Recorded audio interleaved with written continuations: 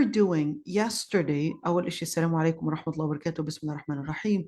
So what we did yesterday, we went over the second ayah, but of course, well, half of the second ayah. But when we were going over half the second ayah, we kind of roamed around the words. Now it's time to do, remember, we first roam around the words. We first give, so it's like in three different segments. The first segment is we would get like a shallow interpretation.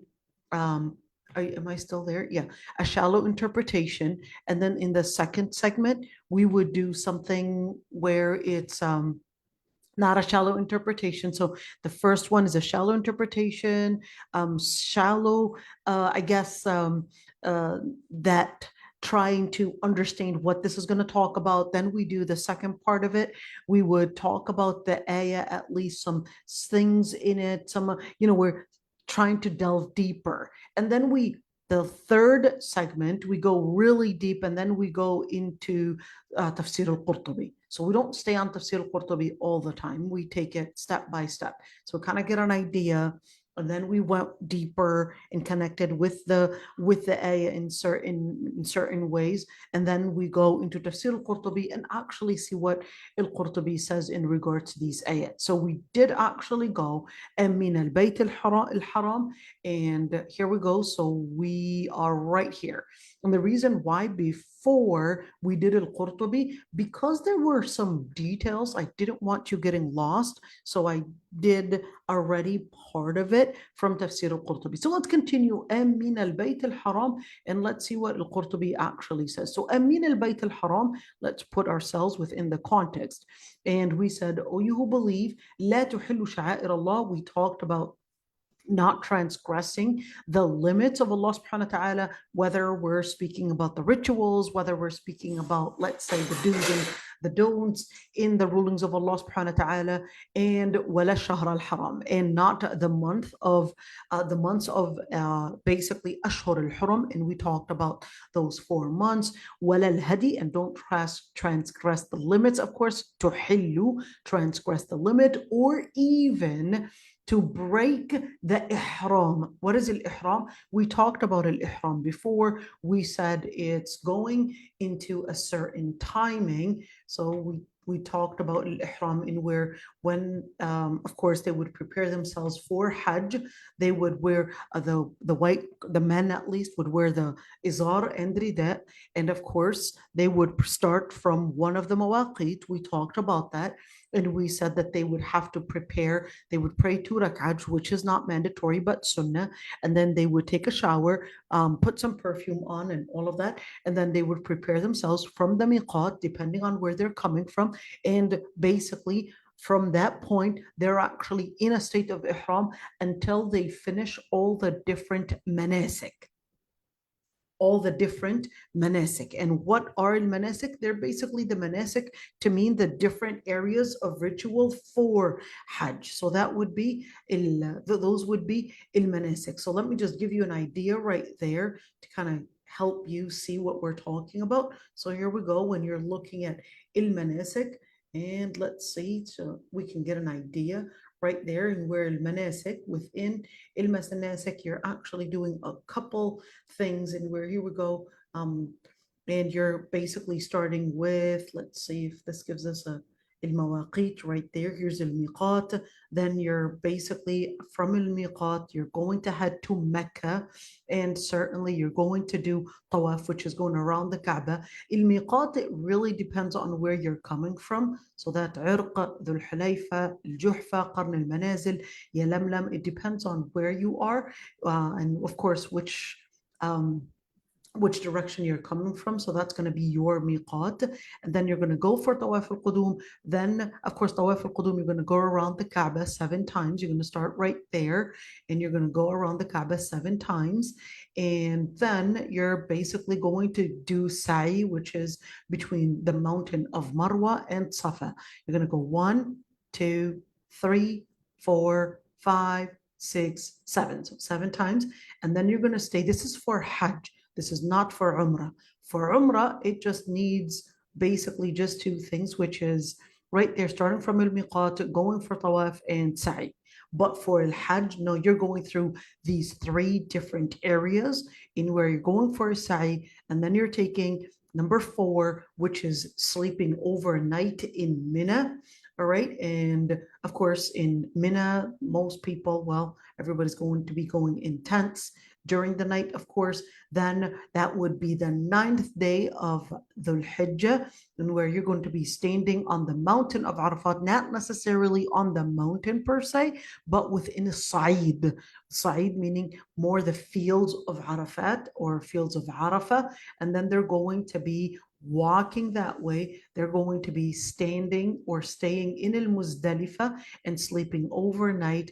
Then they're going to be coming, which is just 2 days ago, they're going to be throwing the stones within, of course, al-Aqaba, in where Rami al-Jamara, they're going to throw the first day, the second day, and then the third day. And certainly, then we're going to Dhabh al-Hadi, then they're going to slaughter for those that need to slaughter. Not everybody has to slaughter. There's a designated area. Then by here, at 9, that's when they're considered that they had reached the completion of their Hajj. So that's why they would do al-halq with taqsir. So then they would basically consider themselves as done with their Hajj. So this is just an idea right there to kind of help us understand when we're speaking about tuhillu or being in a state of halal, what we're actually talking about. So here we go. So this is tuhillu sha'air Allah. Sha'air Allah, basically. I hope you've done this before now. I just finished my tawaf yesterday. Oh, really? Ya Allah. MashaAllah. Yeah. Oh, that is MashaAllah. May beautiful. Allah accept your Hajj. Ameen ya Rabbi. Ameen. Beautiful, beautiful, beautiful. Allah ya Rabbi yatqabbal. Allah yatqabbal. Allah yatqabbal. آمين يا رب آمين جزاك الله خير وإياكم. Allah يتقبل يا ربي. So ولا الهدي ولا القلائد, we talked about that, and من البيت. Now that's where we're at. So if we're talking about one, the different rituals of Allah subhanahu wa ta'ala being sacred, 2, the months are sacred. You know, we're talking about the steps, we're talking about the boundaries of Allah subhanahu wa ta'ala. We're also talking about the timing. We're talking about the different designated things that were designated for Hajj, whether we're speaking about designated for Hadi, or what we also went in details in terms of different Hadi, whether it's a comprehensive term to mean anything that was designated or assigned to be as a gift for the people, of course, for Allah subhanahu wa ta'ala, but really it's distributed amongst those that are in need within Mecca. And we talked in details about that. And we said, can the hadi be something like money? Can it be gold? Can it be food? Can it be water? Can it be biryani plates or whatever it is? We talked about that. Or does it have to be, no, only meat and protein? That is, we talked about that. وَلَا أَمِّنَ الْبَيْتِ الْحَرَامِ, and then now we're going into, so we actually said min al-bayt al-haram, those that are seeking al-bayt al-haram, those that were going for Umrah or Hajj. But let's see what al-Qurtubi, what he wanted to actually go in detail in that regards. And he said, what that means is that do not prevent the disbelievers that are wanting to seek al-Bayt al-Haram. What is al-Bayt al-Haram? So al-Bayt al-Haram simply means the Kaaba itself. So this is al-Bayt al-Haram. This is al-Bayt al-Haram, that the Muslims were not permitted to prevent them from doing their rituals, practicing their faith. All right. Now here's one thing, but he said, but all of this was abrogated bi ayat as-sayf, with the ayah. So what does the word ayat as-sayf actually mean? The word ayat as-sayf actually means the ayah of sword, but the ayah doesn't contain anything of any sword whatsoever. How is that called ayat as-sayf when there's no mention of sword whatsoever? So the reason why it's called ayat as-sayf is really because it involves some form on where it's bringing about this clear division, a clear, a final statement So when you look at safe can be a metaphor to actually mean ending something, and it could also mean the actual sword. So let's just look at ayat as-saif, and even though we mentioned before, and we're not going to go in details. So here's ayat as-saif, Surah at-Tawbah, and ayah 1 to 5. All right, want you to see that. And where we explained this ayah, so we basically فَإِذَا انْسَلَخَ الْأَشْهُرُ الْحُرُمْ فَقَتُلُوا الْمُشْرِكِينَ حَيْثُ وَجَدْتُمُوهُم. So the mushrikeen, the pagan Arab, were coming to do, of course, their pilgrimage and Umrah in Mecca, in al-Kaaba. They were practicing their faith let's say a couple, many years and even some time. But then when the Prophet ﷺ conquered Mecca in 8th year Hijrah, they still were practicing. So when the Prophet ﷺ conquered Mecca, he still gave them some time, but then the amount of time was basically until the ending of al-Ashhur al-Hurum, the sacred months. Remember, Rajab and Dhul Qa'dah, Dhul Hijjah and Muharram. So basically here we go. فَقَتُلُوا الْمُشْرِكِينَ حَيْثُ وَجَدْتُمُوهُم. Then if the months are done, then what that was going to be marking the end of the practice of paganism within the Kaaba.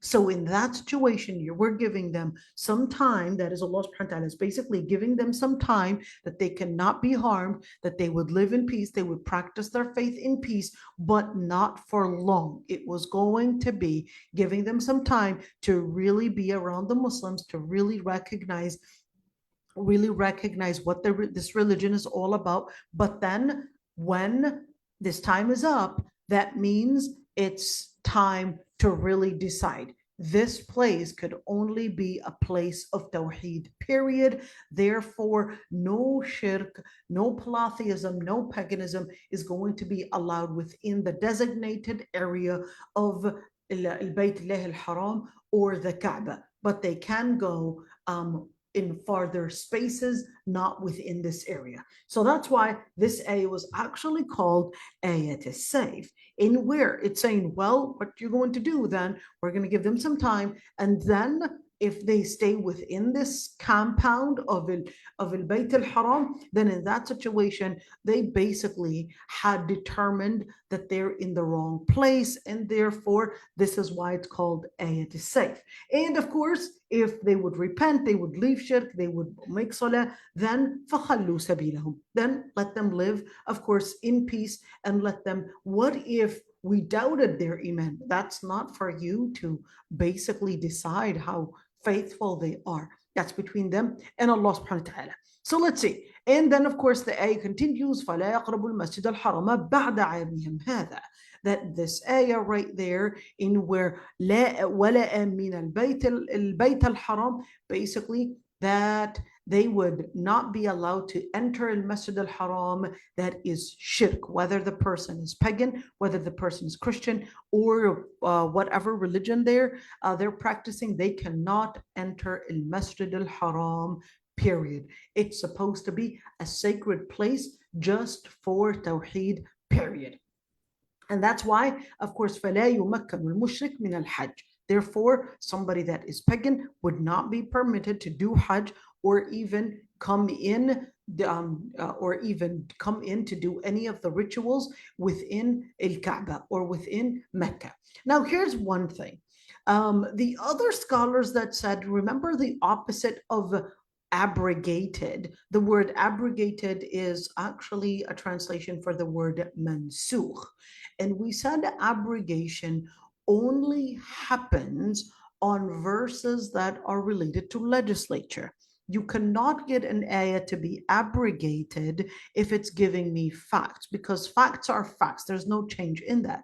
But when it comes to practicing certain things, I can give you certain, let's say, orders. We don't want you to practice a certain behavior, and then later on, we could change the law. So the laws, they can be basically changed, in where sometimes the law could completely be canceled out and a new law comes in. That's what would be mansukh. And sometimes Some verses would not necessarily cancel out entirely, but bring in probably a particularization or a certain restriction, or give more details in regards to certain practices.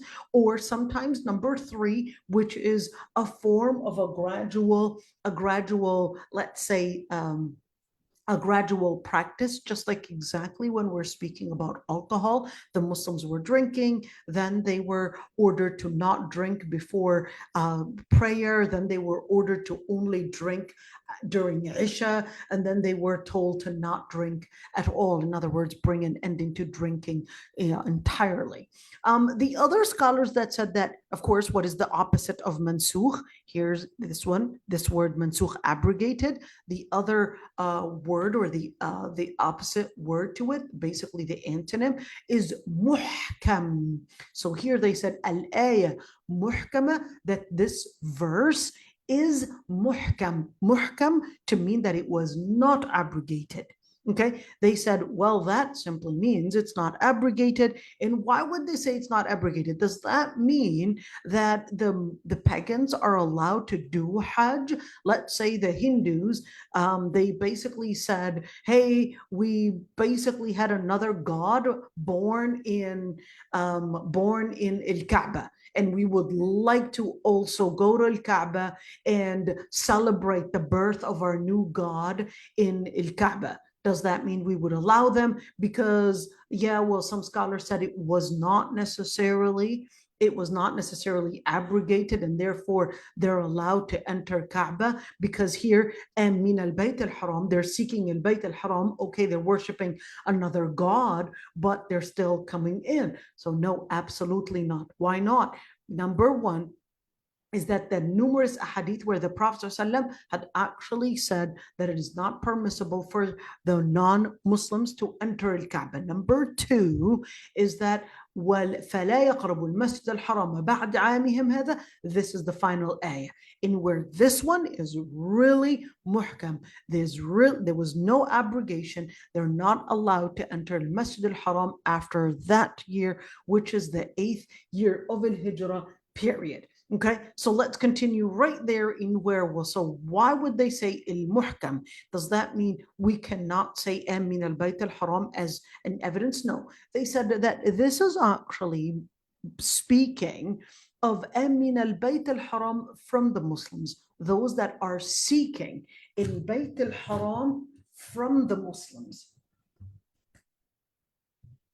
Therefore, the Muslims that are seeking al-Bayt al-Haram, that Allah subhanahu wa ta'ala is prohibiting getting them in any form of insecurity or any form of harm. Why? Because they said, well, anyways, Allah subhanahu wa ta'ala is telling us right there that harming even the animals that were designated for Hajj, that it's not permissible. So let alone the Muslims that are going for Hajj, that it's not permissible to harm them, to fight them, to argue with them, give them the spaces for them to engage in their dhikr. So therefore, this would mean that this prohibition is basically in all of the months of al-Muharram. All of the months of al-Muharram, simply because it has a special sanctity, it has a special designated time in where Allah subhanahu wa ta'ala is designating the time, the space, the place, in order for the Muslims to practice not only in the month of Ramadan for 1 month, but also consider, especially if it relates to the relationships with people. So you're trying to practice is specifically on your hatred, on your relationship with people, on your anger. So consider the months of Muharram. Yes, they're to increase spirituality, but they're also months more designated to maintain those akhlaq, to maintain the mannerisms, in order to not have your anger, of course, get out of the way and harm others. All right. All right, so now we're speaking about Ibn Zayd. So Ibn Zayd, let's just look at Ibn Zayd for a little bit. We're going to talk about why are we even talking about him? So Ibn Zayd, he actually said, well, this ayah was revealed on the year of al-Fath. What year is that? Well, that's 8th year Hijrah. When and why was it, and what was the situation that happened at that time that allowed the Muslims to conquer Mecca in the 8th year Hijrah? Really quick, we're just going to go over it really quick. So the Prophet ﷺ, all right, on the day when Iqra bismi rabbika alladhi khalaq, he was basically on the mountain of, maybe we could actually give you just a really quick right there, and we're kind of like a timeline, right? A timeline for Sirah, right? Just a timeline for Sirah, and actually see what we're looking at in terms of Sirah, so we could. Oh yeah, that would be nice to have a visual. Yeah, that would really have a good, a good thing, and we're just a timeline to kind of help us look at that and what that would look like. So let's say right there, and we're timeline for Sirah. Okay, let's see. Okay, well, oops, this is, hold on. I'm going to get a timeline for Sirah, not that one. And let's see. See if I can actually find one. Hold on.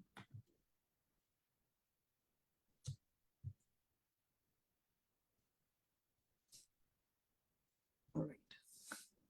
Fortunately, it's going to be in Arabic, but we'll explain it, inshallah, bit by bit. Okay, let's see. Kind of like a timeline, and see that right there. Here's that one. Okay, let's look at that one.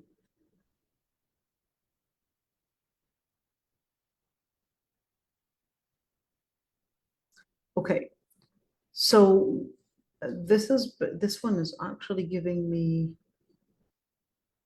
okay, here we go. So when you're looking at, let's zoom that one out.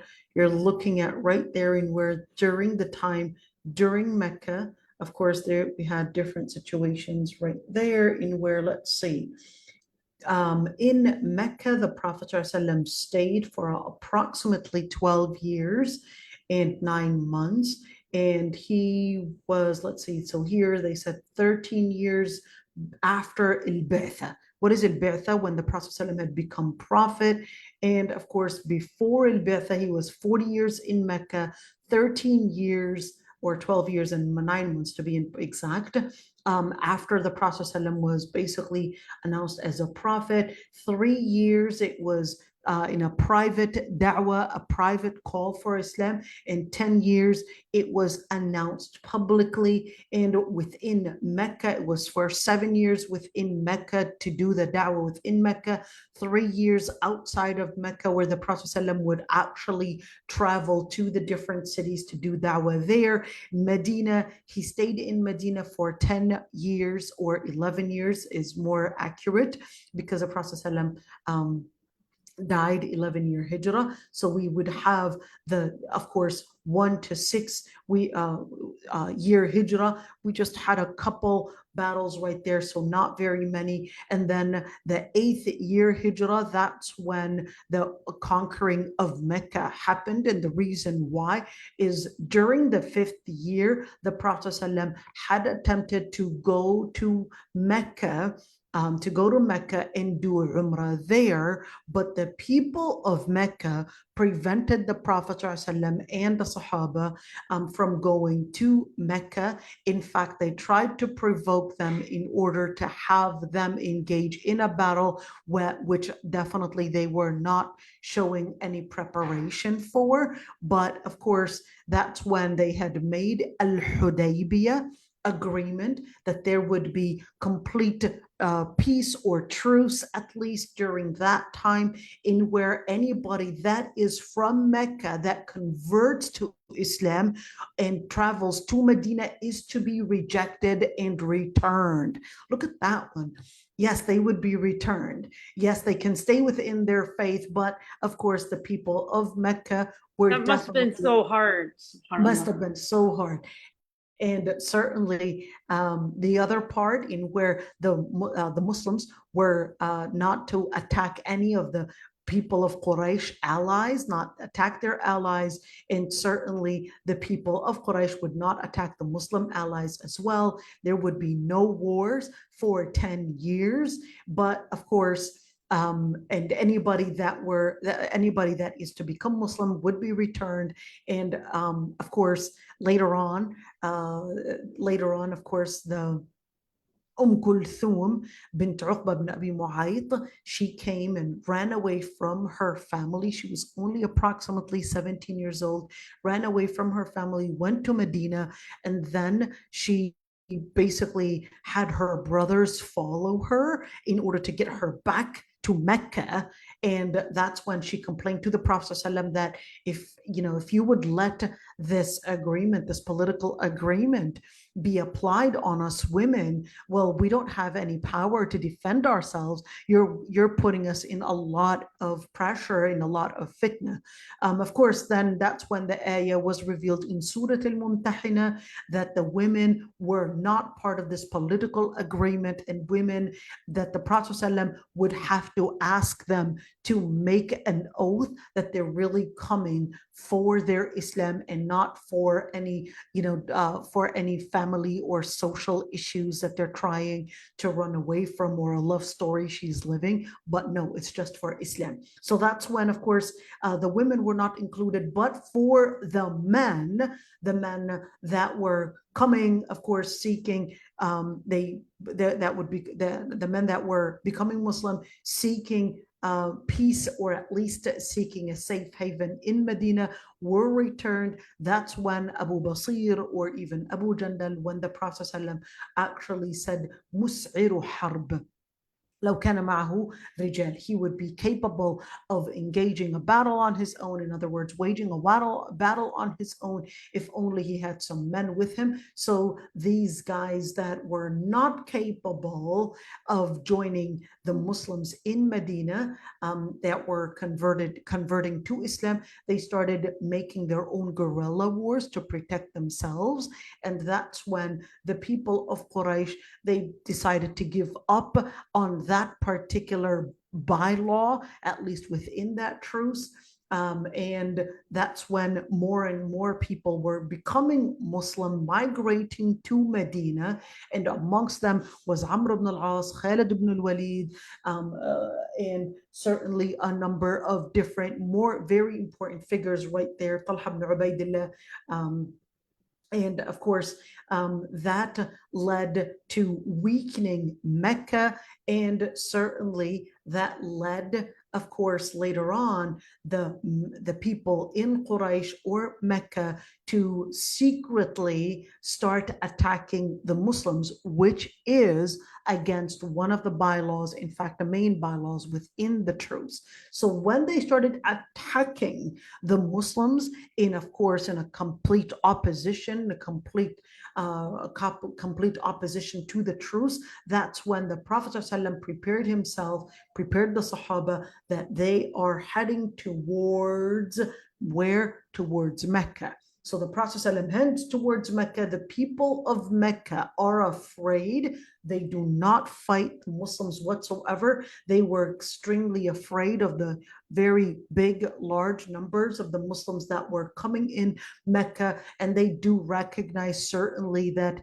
it's a lost battle. So the Prophet ﷺ announces whoever is basically entering their homes, they're going to be secure. And of course, those that are in Mecca are right now entering their homes, announcing that they had surrendered completely. That's when, of course, the Prophet ﷺ conquers Mecca, and it was completely of a bloodless battle. But of course, the people of Mecca surrendered, and that was 8th year Hijrah. Okay, that was 8th year Hijrah. So this is basically just to give us this idea when we say that Ibn Zayd said, نزلت الآية عام الفتح, that this ayah was revealed عام الفتح. So the year that the Prophet ﷺ conquered Mecca. And of course, a lot of people had come to Mecca basically to do Hajj and to do Umrah. But then a lot of the Muslims had said, well, right now we have the upper hand basically, so let's not allow them to come in and let's basically prevent them. That's when that ayah was revealed. But here's one thing, in where when we're looking at right there, Ibn Zayd, I think it's important to speak about Ibn Zayd for a little bit for a couple reasons. Number one, let's look at right there and where, sorry about that. Let's look at Ibn Zayd for a bit. And I want you to see a couple things here. Ibn Zayd, I want you to look at that. In where, yes, you do see that in the book of Tafsir, in Tafsir al-Qurtubi, we saw that he was quoting Ibn Zayd, and certainly Ibn Zayd, when he's quoted in the books of Tafsir, this basically means a particular Ibn Zayd. And who is that? Well, his name is Abdul Rahman ibn Zayd ibn Aslam al-Umari al-Madani. Okay, so you could see that he basically had, let's say, a couple books on Tafsir. In fact, he basically had his own book in Tafsir, his own book in all the different ayat that were abrogated. And he basically died, let's say, the way they would use it is اثنتين وثمانين ومئة. So 182 year Hijriya is when he died. But I want you to see one thing. There's something that's really strange here, in where when you would go and see what was said about Zayd ibn Aslam, you would actually see that in numerous books that they actually said that Zayd ibn Aslam was, let's look at it right there, I want you to see it, that he was not an authentic narrator. All right, I want you to see this. This is extremely important, just because at many times people would say, well, I read it in a book of tafsir, and not necessarily realize that not everything that you would necessarily see in a book of tafsir that we would simply regard it as necessarily authentic. All right, let's see right there where we're going to go to the hadith transmitters, and we're going to see right there and where they said, here we go. And al-Ka'bi, he said da'if, that he is not authentic. Ibn al-Jawzi, he basically said right there in where he basically ضعفه Ahmad, Ali, Abu Dawud, Abu Zur'a, Abu Hatim, al-Razi, Nasa'i, Daraqutni. They all regarded him as not necessarily authentic. In other words, not someone that we can depend on. And that's why I wanted to bring that up, because I wanted you to see. Here we go. Ibn Hibban actually includes him as part of al-Majruhin, even though al-Majruhin is basically a term for the scholars of hadith, not that he was wounded, but no, al-Majruhin to actually mean that their transmission is actually scarred. You know, it's a metaphorical statement to actually mean that there's something in it, and that he's either going to be one in his piety, or two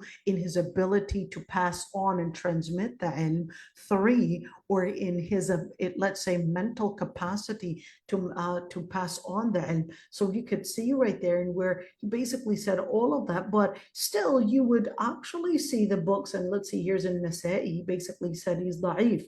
He's Madani da'if. Abu Na'im al-Asbahani said he's da'if. Ibn Adi, he basically said, let's see what he said. Let's go really quick. And he also said, okay, here we go. He also called him da'if right there. I want you to look at that, and where, you know, and of course, Ibn al-Athir Usd al-Ghaba right there, he also mentioned the same thing. So how can we depend on such narrations?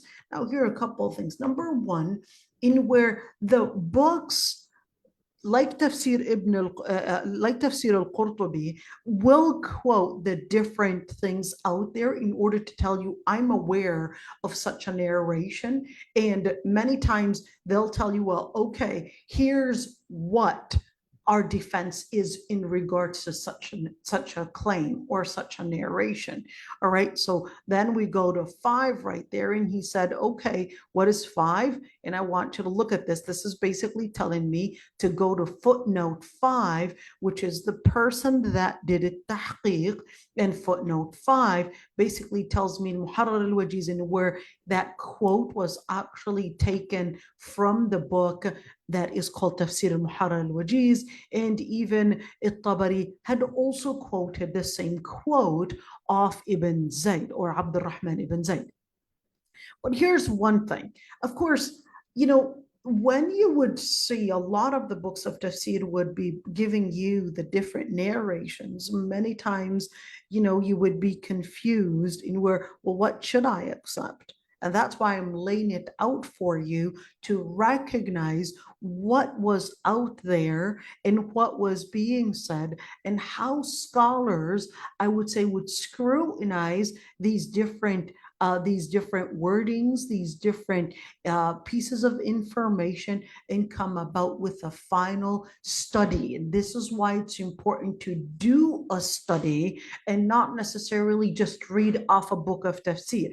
I would get people coming to me and say, I read in the book of Tafsir ibn Kathir, and would assume that everything in Tafsir ibn Kathir is simply going to be considered as a Quran right there. No, that's not necessarily right. Same thing when you're looking at Tafsir al-Qurtubi, not because you find it in a book of tafsir, it doesn't make it authentic. Let's see, and he said, qeel.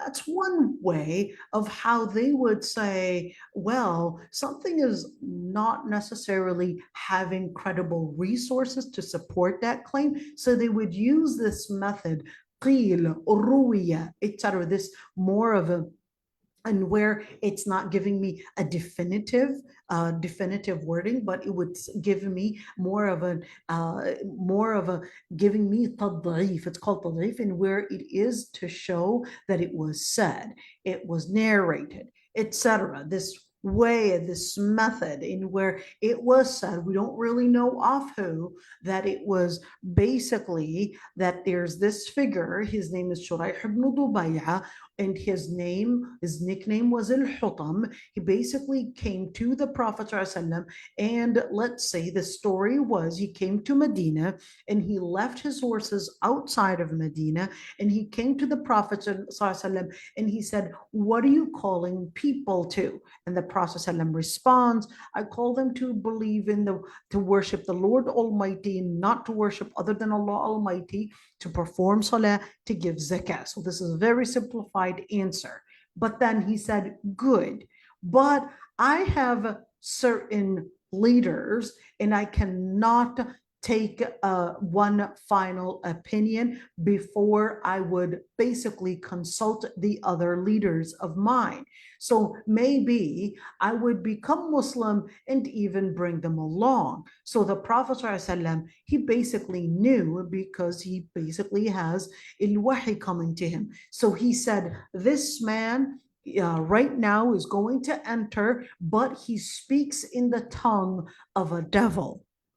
He goes out, and then the Prophet ﷺ says, when he leaves, he said, this man entered with the face of a disbeliever, but he left with a back of a traitor, and this man is not Muslim. So how did he know all of this? The Prophet ﷺ was telling them this not because he wanted to backbite the man, but because the wahi himself told him the truth about this person. In order, now you want to keep in mind, the Prophet ﷺ's victory was not all as a human based, but a lot of it was really, in fact, all of it was basically coming from Allah subhanahu wa ta'ala. The Prophet ﷺ would not have been capable of doing it himself if it wasn't a victory, if it wasn't support from Allah subhanahu wa ta'ala. And this is basically amongst this support, in where the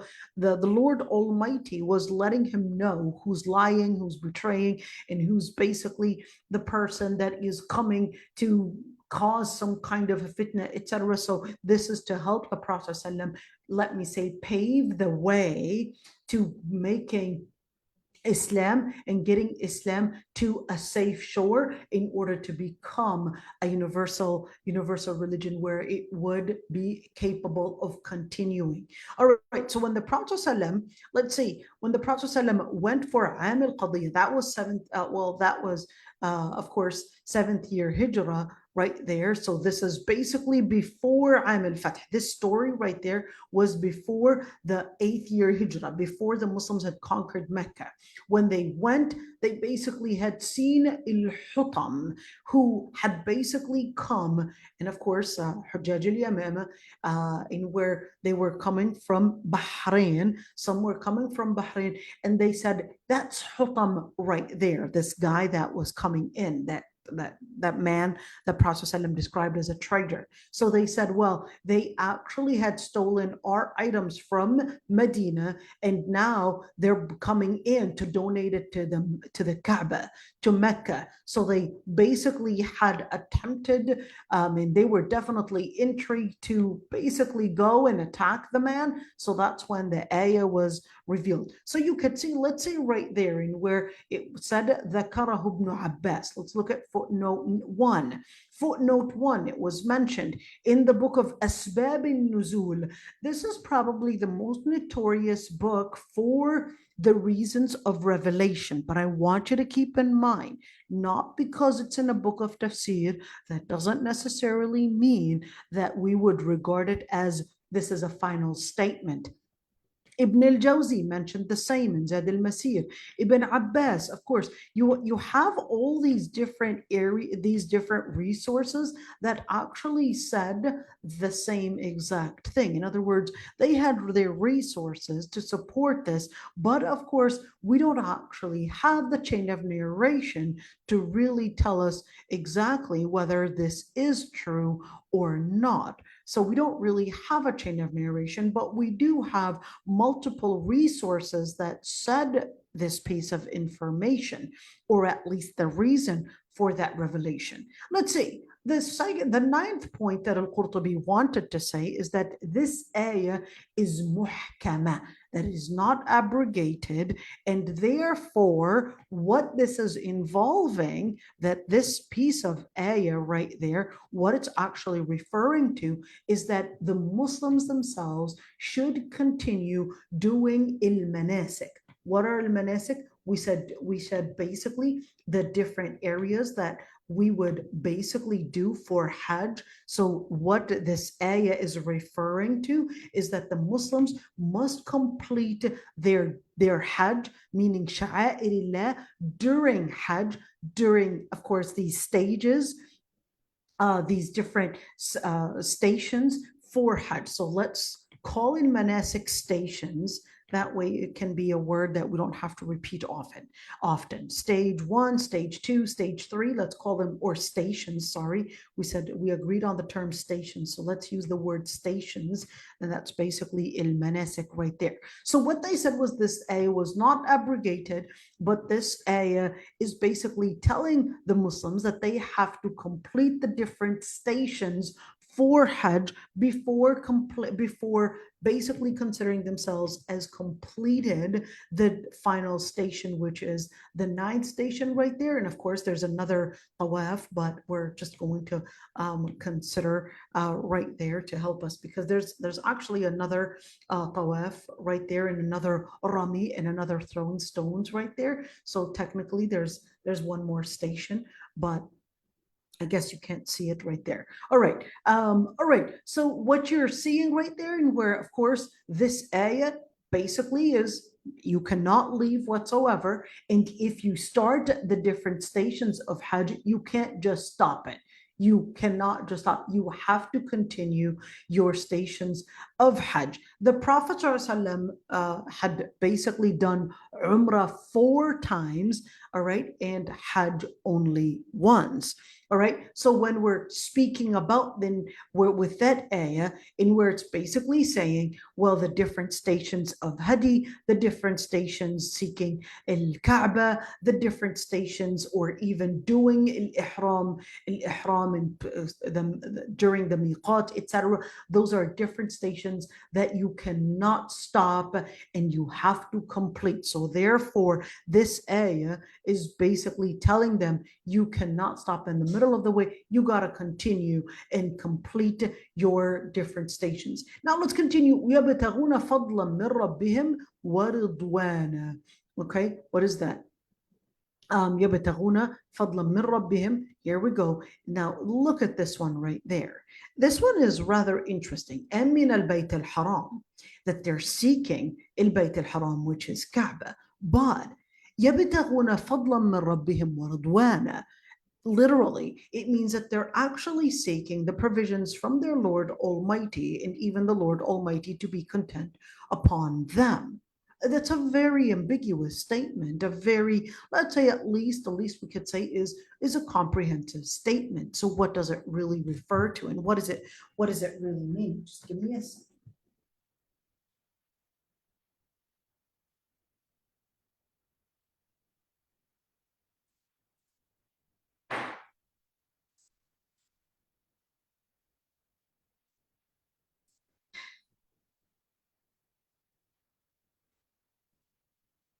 Sorry about that, but I have to give my little Tunisian dish a little nudge.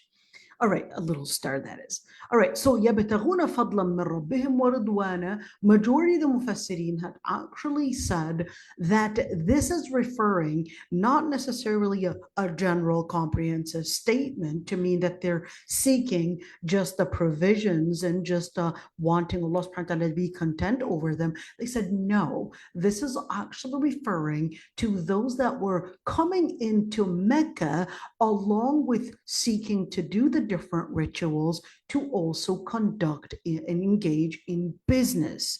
So in other words, they were coming for business and also seeking to be in the spirituality and the ritual. So therefore, in where Allah subhanahu wa ta'ala was basically here, let's say, look at Ibn Atiyah. He basically said, well, this is basically from the provisions of Allah subhanahu wa ta'ala, in where he had allowed them to engage in their, let's say, religious matters and even in their livelihood and business.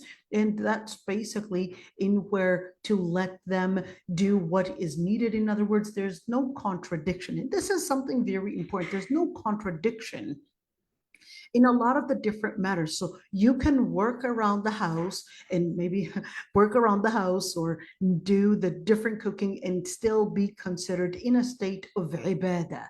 And you could help along with your kids, do the laundry, whatever it is, and actually consider yourself in a state of ibadah. Same thing, that these people, they could be conducting business, doing business, and still wearing al-ihram, and they could still be considered that they're in a state of ibadah right there. So Allah subhanahu wa ta'ala basically right there, in where even these people, it's basically to allow them yaridun al-mawsim, to join basically during that time in Hajj, because all the people are there. It becomes like an open bazaar.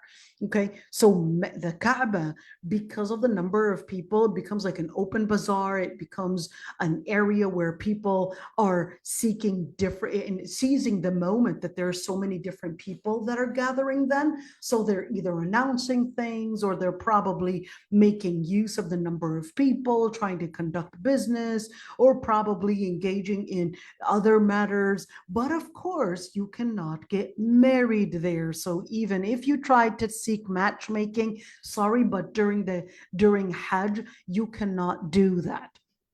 Okay, you're definitely seeking matchmaking at the wrong time. Okay, so just to mention it. Okay, so let's continue. And well, who is Ibn Atiyah? Who's Ibn Atiyah, and why did he actually say that this is basically relating to that, and that this ayah was revealed during the year of al-Fath?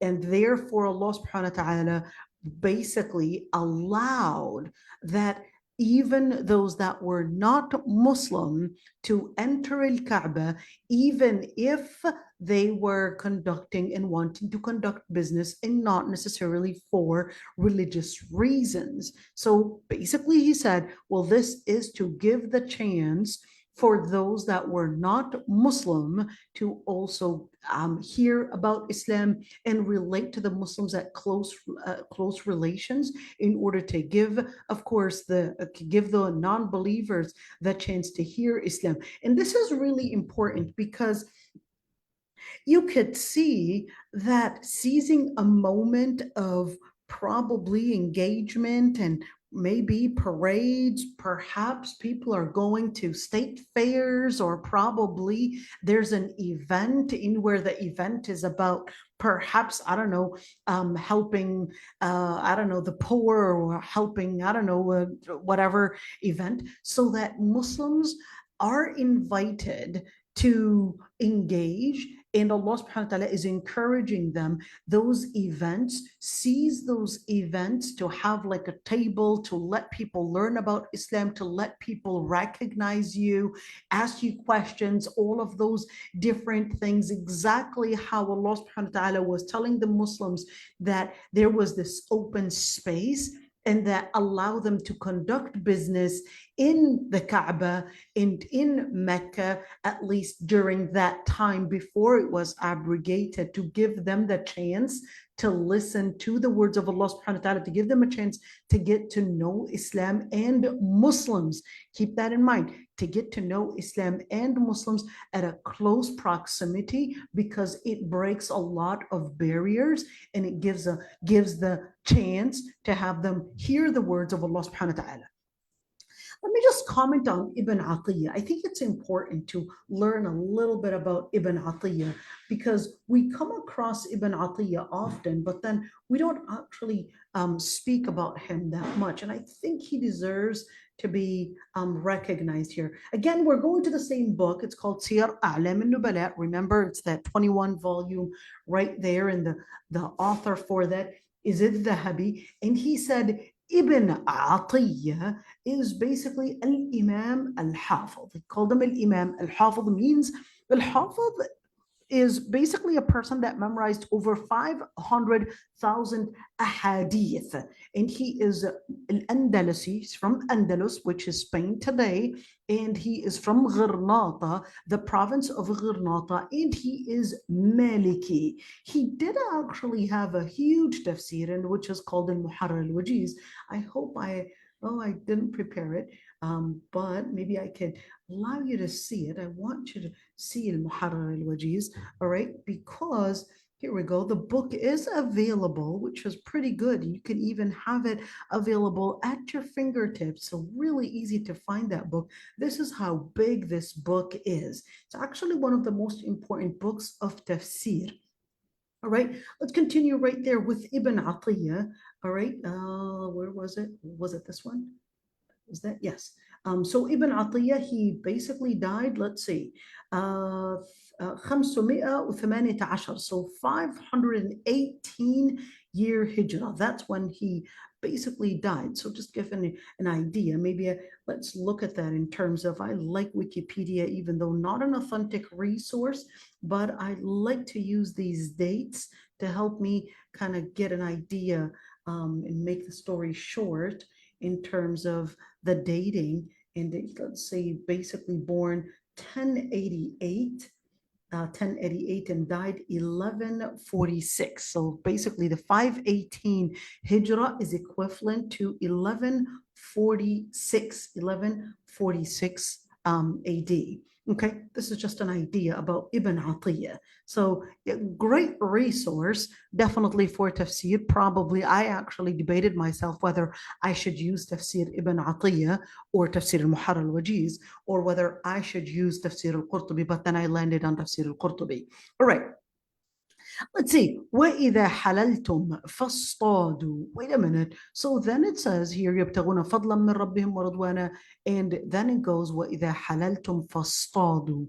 What is وَإِذَا حَلَلْتُمْ? وَإِذَا حَلَلْتُمْ basically means once you complete all the different stations of Hajj. And here we go, you're doing Rami al-Jamarat, and then you're doing basically Tawaf al-Wada' right there. Once you complete the stations of Hajj, that's basically when you're permitted to do the different things that you want to do in life, whether that is hunting. Why did it talk about hunting? Well, that's because in the beginning, it basically told you that the different animals were basically permissible onto you to consume, except when you're in a state of ihram. You cannot conduct in any form of hunting. So that's when Allah subhanahu wa ta'ala, of course, because they were confused, well, does that mean that's it, we're never going to be permitted? So that's when the ayah explained, once you complete your stations of Hajj, that's when you're capable of going for hunting. Or of course, once your Hajj is complete, it's not only hunting, but also being intimate between husband and wife. That's also permissible after the completion of Hajj. Why? Because it's a completely haram thing to engage in two different things. Number one, in any form of foreplay before, of course, during ihram between husband and wife, or any form of intimacy. Okay, well, maybe I shouldn't use this any form, but being intimate, okay, would be completely haram.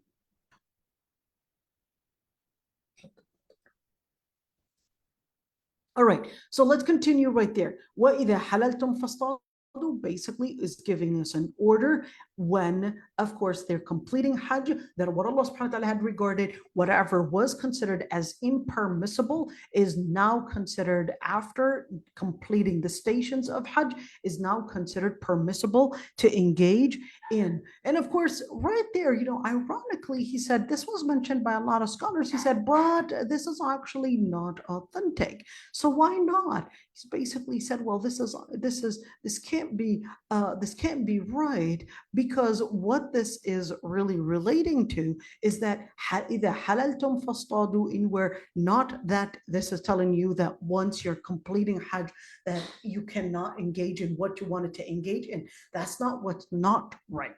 In where there is a concept in usul al-fiqh.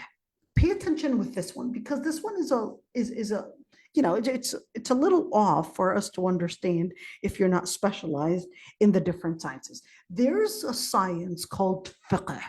There's another science called usul al-fiqh. Let me write that down for you. The science of fiqh. The science of al-fiqh. Okay, the science of al-fiqh and the science of usul al-fiqh. What's the difference between both?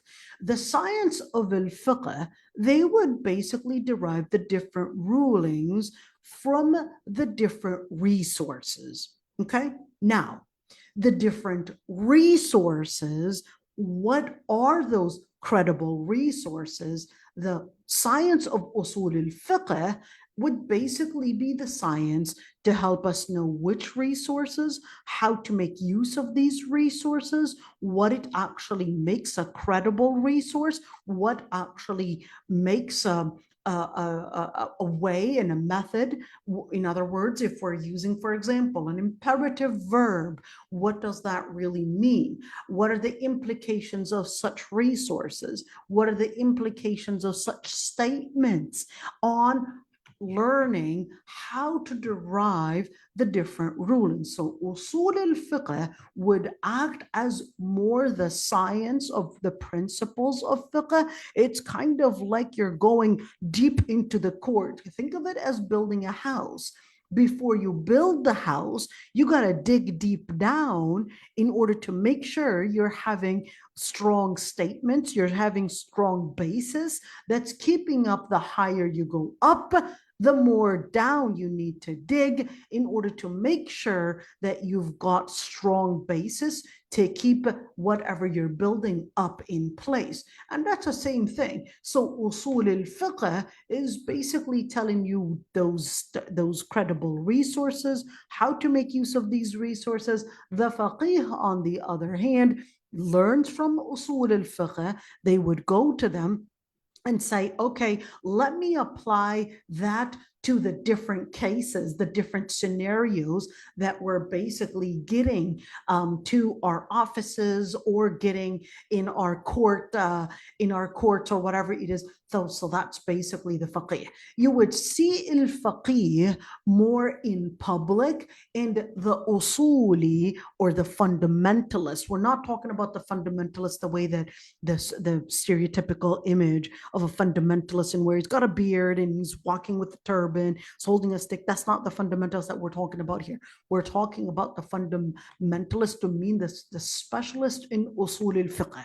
Okay, the specialist in usul al-fiqh, it's a specific scientist, it's a specific scholar that studies the resources that basically would tell us how to go back to the credible resources, what sources are credible, which are the different methods that we can use before we would use it as an application that we would apply in life and on ground. So from that, they basically wanted to actually speak about something else. إِذَا حَلَلْتُمْ فَاصْطَادُوا. Look at this. This is really intricate. If you basically, look at this. So if here is basically giving me shart, it's basically giving me a condition. Once you complete Hajj, that's when فَاصْطَادُوا. So here we go, semicolon, then go for hunting. Well, question, when you look at رفع ما كان محظورا بالإحرام, when you look at, does that mean the word فاصطادوا, which is an imperative verb giving me an order, does that mean I have to go? Does that mean I have to go hunting?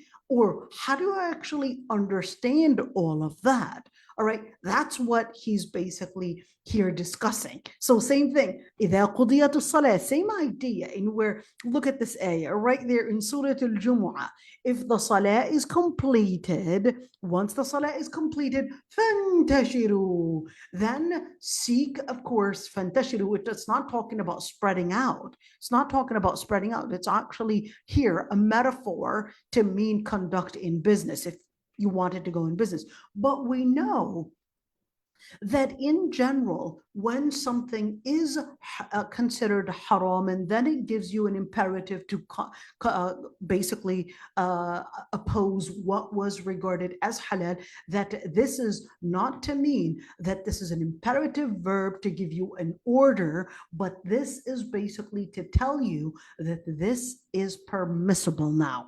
What was considered as haram, which is conducting in business, for example, during Salat al-Jumu'ah was considered haram. Now the ayah is saying فَانْتَشِرُوا, so now you can go about and actually engage in business. Here, what was considered as haram, which is engaging in hunting, after the completion of all the stations of Hajj, now it's considered halal. So now you could understand the imperative verb, same thing here. فَإِذَا تَطَهَّرْنَ فَأْتُوهُنَّ. Look at this imperative verb, same thing. I've got the if, here's the if right there. And then of course, tataharna, if they basically get into purification, fa'tuhunna, and the word fa'tuhunna means come to them, but this is not talking about come to your wives, but this is a metaphor because the Quran engages in adab,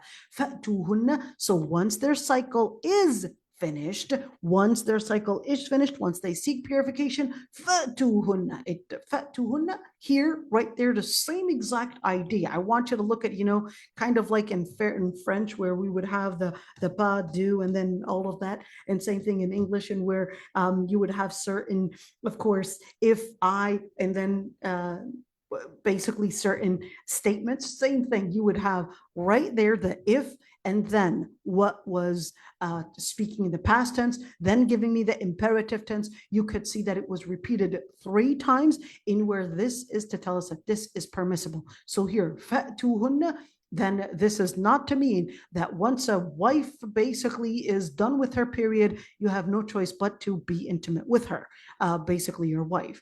All right. But this is definitely not meaning this whatsoever. So this is basically telling us that what was regarded as impermissible, which is here being intimate with the wife, once they complete their cycle, then this is permissible. It's really important to understand these clauses, these forms of, at least the forms that are used in Lugha Arabiya to help us understand what these words actually mean. وَلَا يَجْرِمَنَّكُمْ شَنَآنُ قَوْمٍ أَنْ صَدُّوكُمْ عَنِ الْمَسْجِدِ الْحَرَامِ. Let's see right there.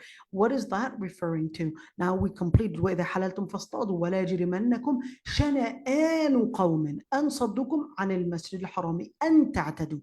Let's see, before we actually said that the animosity, the anger, the hate upon those people that have prevented them from entering al-Kaaba, that it should not entice them or at least provoke them to in any way transgress upon others. Let's see right there, what did al-Qurtubi say? He said Ibn Abbas and al-Kisai and Abil Abbas basically said, well, what that means is basically that the word shana'an, in where don't let your anger, your animosity basically provoke you or entice or basically push you and motivate you to attack others. Let's see right there. لا يجرمنكم لا يكسبنكم. So what is لا يكسبنكم? How is that different than حملني? So hamalani basically said it's kind of like something where it carries you, but it's not really carry per se. It's more that it motivates you, more you feel the urge. Okay, so the word chana'anin, where they're basically trying to, I guess, scrutinize each and every single word. So here he's saying, well, the word shana'an is more of an urge than actually provoke. Yet the other scholars, well, they said, no, this is not talking about an urge, but this is actually talking about لا يكسبنكم بغض قوم أن تعتدوا على الباطل. Don't let. Of course, what is the word? يكسبنكم. What is يكسبنكم? الكسب is different than urge, because الكسب, it's something that basically is added. So there's something that is acquired in this behavior. In other words, it's not something that is coming from within, but something provoked you on the outside, which basically is this hate upon the disbelievers that you had, in where wanting you and I guess provoking you in order to act in injustice. What is the injustice? To basically attack the disbelievers. And Allah subhanahu wa ta'ala says, no. Any form of going against the limits of Allah subhanahu wa ta'ala is basically considered a form of oppression, a form of injustice. And right there, this is, so basically right there, this would be لا يجرمنكم شنآن قوم أن صدوكم عن المسجد الحرام, that just that feeling. All right, not urge, but of course, according to the second interpretation, because the first interpretation said urge, the second one was provoked. That provocative behavior that they were engaging in, don't let that provoke you in causing in any form of injustice or even going against the limits of Allah subhanahu wa ta'ala. So there was one thing in where Allah subhanahu wa ta'ala assigned a certain level of what needs to be done. فَمَنْ اعْتَدَى عَلَيْكُمْ فَاعْتَدُوا عَلَيْهِ بِمِثْلِ مَا اعْتَدَى عَلَيْكُمْ. Whoever would, and of course, because the ayah, the general statement, this ayah right there is in Surah al-Baqarah. But what is it? How is it involving anything? Allah subhanahu wa ta'ala says, whoever i'tada. What is i'tada? The general default ruling in Islam is that if someone harms you, defend yourself. فَاعْتَدُوا عَلَيْهِ.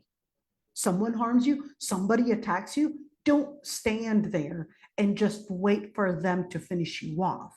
No, fight back in the same direction, the same way that they basically had fought you. Defend yourself, stand up for yourself. Feminine, this is the general default ruling. But this rule right there, in where it is actually against the default ruling. The default ruling is that, well, صدوكم عن المسجد الحرام, صدونا عن المسجد الحرام. They prevented us from the Masjid al-Haram. They took our belongings. They attacked our children. They attacked our wives. They attacked our families. Then the general default ruling is that we have the right to fight back. We have the right to retaliate. But Allah subhanahu wa ta'ala told us that no, not at that particular moment. Allah subhanahu wa ta'ala was telling them, this particular moment, during that minute, during that time, I don't want you engaging in any of that. What was it for? To teach them how to do what? How to do, which is sabr. Collect yourself. Learn how to put a grip on a lot of these impulsive behaviors. This is the core of akhlaq in Islam. Akhlaq in Islam, the core of it is don't engage in impulsive behavior. Don't let your emotions, don't let your anger dictate your behavior or let you engage in any particular behavior without you thinking and letting that behavior go within the principle of Allah subhanahu wa ta'ala. So what is it? Al-akhlaq in Islam are basically based on 4 different things. Number 1, recognizing al-adl, recognizing justice. This is the first thing. Number 2, basically patience, is sabr, because you would not be capable of having akhlaq if you did not engage in sabr. 3, satisfaction. I hope I'm writing this right, which is here al-iffa, in where you would find different means that might actually be very, let's call it, what is the word? I guess attractive for you to engage in because it seems halal. So that's why you got to engage in iffa. And finally, the courage, ash-shaja'a. Courage is basically one thing that you cannot get into being a person that is embracing justice unless you have the courage to defend it. And you cannot live up to having the courage unless you had endured a lot of pain and you were strong enough in the face of a lot of different available items, but you maintained your principle. These 4 elements are the elements of akhlaq and morality in Islam. So what Allah subhanahu wa ta'ala was teaching them in where same thing was teaching them, engage in 1, recognizing that justice is to be defined by Allah subhanahu wa ta'ala. And if he tells you at that moment, this is not permissible for you to engage in that form of retaliation, even the default ruling is saying otherwise, at that moment, I want you to stop, you got to stop. Number 2, in where is sabr. Yes, you feel there's the shana'an. You feel that urge, you feel provoked, you feel that you need to retaliate. But what are you practicing? You're practicing that patience. You're holding that grip. You're putting a grip on the urge. You're putting a grip on your, let's call it, natural instinct to fight back, because Allah subhanahu wa ta'ala told you that he's the one that defines the limits. So then what else am I doing? I'm basically defining الشجاعة ليس الشديد بالسرعة وإنما الشديد الذي يملك نفسه عند الغضب. The Prophet ﷺ defined courage, that courage is not basically the man that is beating everybody up, bullying everybody, attacking everyone. That doesn't mean that that person is courageous or that person is strong. The person that is strong is basically the person that was strong to hold a grip on their different urges, on the different things that might provoke them to live the principle. That's what it means to be courageous. It means to hold yourself from letting yourself dictate your behavior to you, dictating your behavior to live the principle, and not the circumstances defining what behavior you should do. So what do?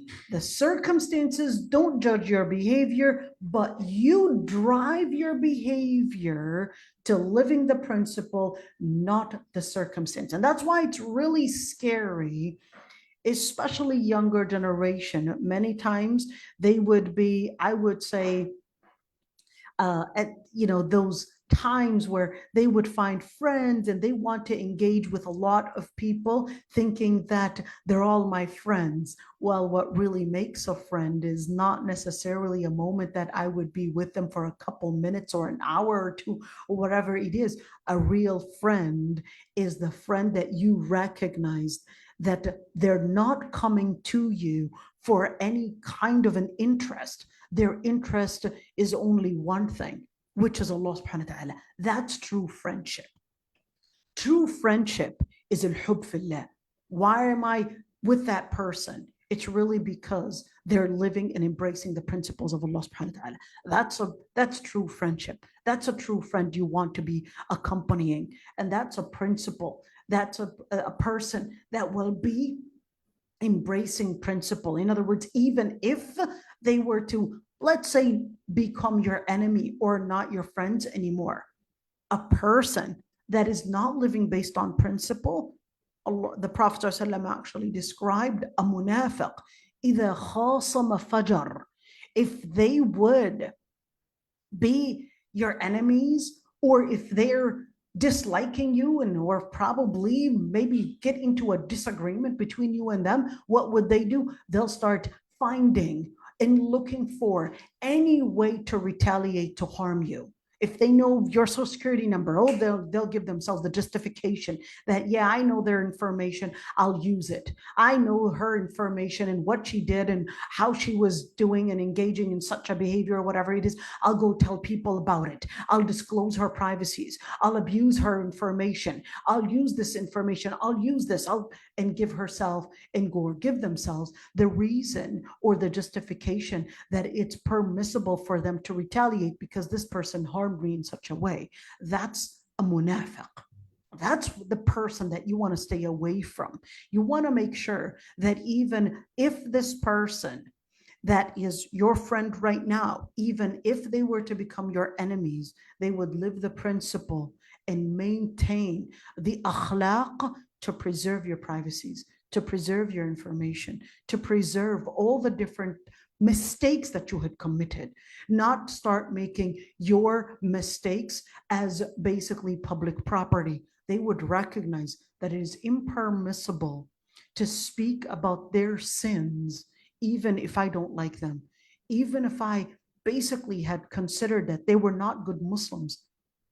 It's so easy for us to regard someone as, oh, they're fasiq, therefore their mal is halal onto me, their information, their reputation, their life, everything about relating to that person is right now a target that I can right now attack and hit. That's a munafiq. But a mu'min recognizes you live the principle of Allah subhanahu wa ta'ala, not because you know someone's sins, you know someone's information, you know someone's security areas. It doesn't mean that it becomes an easy target for you. So here Allah subhanahu wa ta'ala was teaching us the foundation of akhlaq. That's why Allah subhanahu wa ta'ala was telling us right there, no, تعاونوا على البر والتقوى. Although, look at this ayah, it's kind of like a transition right there. And where, when you look at that transition, in where, what did it say? تعاونوا على البر والتقوى. And support one another on bir and taqwa.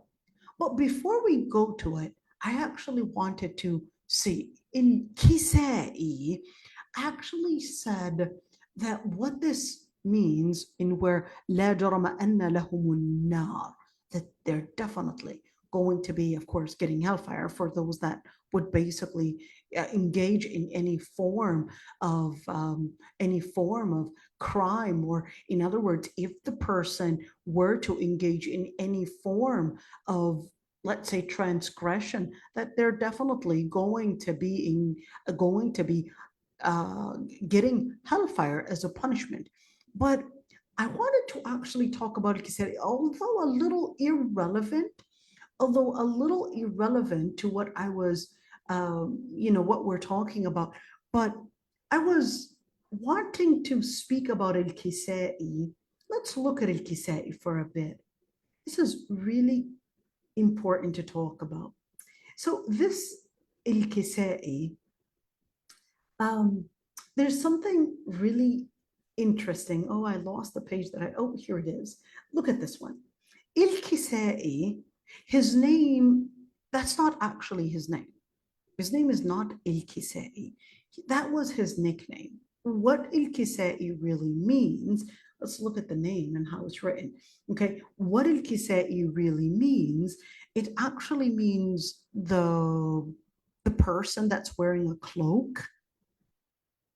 What does a cloak have to do with any of this? So he comes in with a type of a cloak, and then he became, of course, famous for the cloak that he was wearing. So who is Al-Kisai? Remember our famous book, Siyar A'lam al-Nubala, and we said 21 volumes. Who's the author? al-Dhahabi.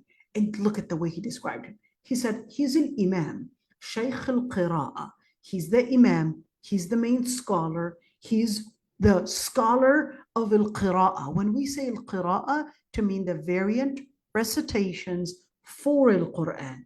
And he's basically al-Mulaqab bil-Kisai. That was his nickname. All right, why? Because li-Kisa'in ahrama fi. So basically he wore a certain type of a cloak during ihram. Guess he didn't have some fabric or something. I'm not sure exactly what he wore, but he covered himself up in that kisa. All right, now I want to look at this one, and it's really rather interesting in where, let's see, this is what I wanted to actually, and al-Kisai started out his talab al-ilm journey. Look at that. He was sitting with these, of course, I guess, students, and they said, and he started reading al-Fatiha. Look at that. And he started making mistakes.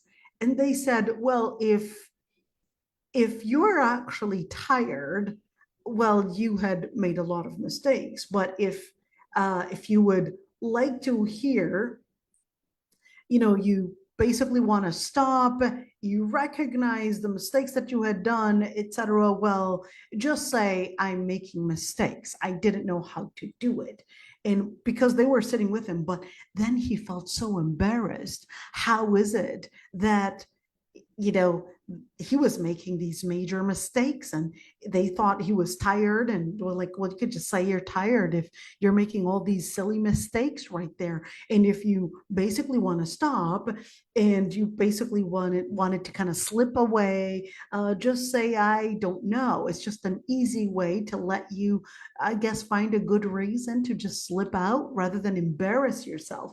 And that's what provoked al-Kisai to later seeking ilm and learn al-Quran and learn al-Qira'at. Now, it's really strange, even though he's a scholar of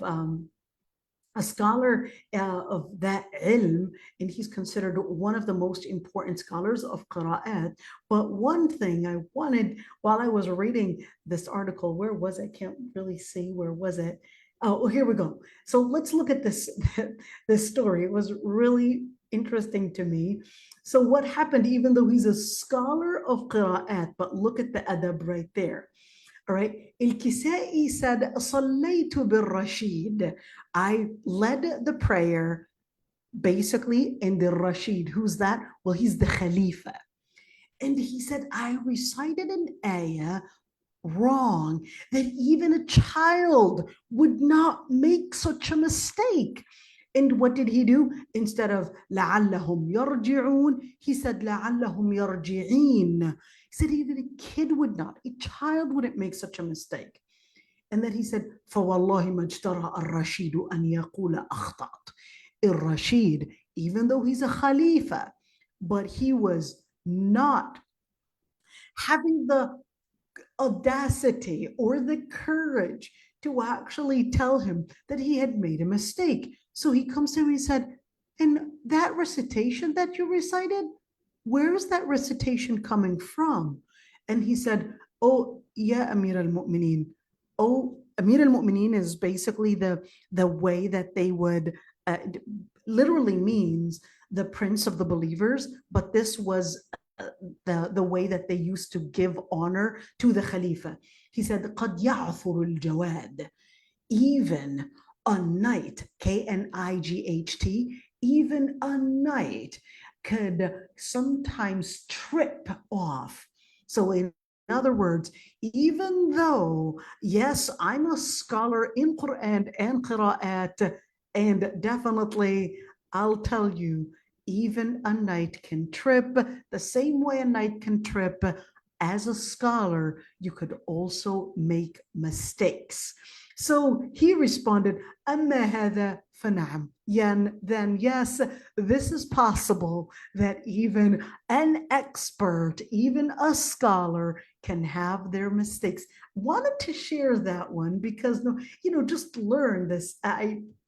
Just learn about this, about al-Kisai, in where, made a mistake that even a child would not make, and had the adab to actually say, yes, I made a mistake, and this mistake is really not necessarily from the Quran. It's basically me. When did he die? Let's look at and see when he died really quick. Al-Kisai, 89 و100, so 189 Hijriya, and he was 70 years old. 70 years old. Let's continue right there. Just wanted to share this about al-Kisai. I had to share it. I hope that's one way to not get us bored. Okay, let's see. Ishana'an, other scholars, they basically said, well, Ishana'an in Lugha Arabiya also means just hatred or anger. All right, so Shana'an, al-Bughd, hate, animosity, anger, of course. Okay, Ibn Zayd, we talked about him before, when the Muslims were prevented during the year of Al-Hudaybiyah, which is 5th year Hijrah. A number of different people had passed by them, of course, from the Mushrikeen. They wanted to engage in Umrah, but the Muslims wanted to basically prevent them. And of course, that's when the ayah was revealed. And we talked about Ibn Zayd. We're not going to go in details in that. So I'm just here. تعاونوا على البر والتقوى. Look at this. تعاونوا على البر والتقوى. Inshallah, we'll end it with this. تعاونوا على البر والتقوى لتعاونوا على الإثم والعدوان. Al-Akhfash, I want to look at Al-Akhfash. What did he say? When we look at that, so today we talked about Ibn Zayd, Abdurrahman ibn Zayd ibn Aslam. We also talked about Ibn Atiyah. All right, we talked about Ibn Atiyah, and now we talked about Al-Kisai, and now we're talking about Al-Akhfash. Who's that?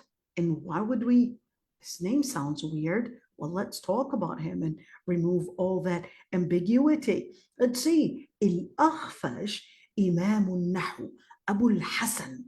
He is Balkhi, ثم البصري, Mawla ibn Mujashah. Al-Akhfash. He is a main scholar of Arabic grammar. His name is Sa'id ibn Mas'ada. His name is Sa'id Balkhi, from Balkh. Where is Balkh? In Afghanistan.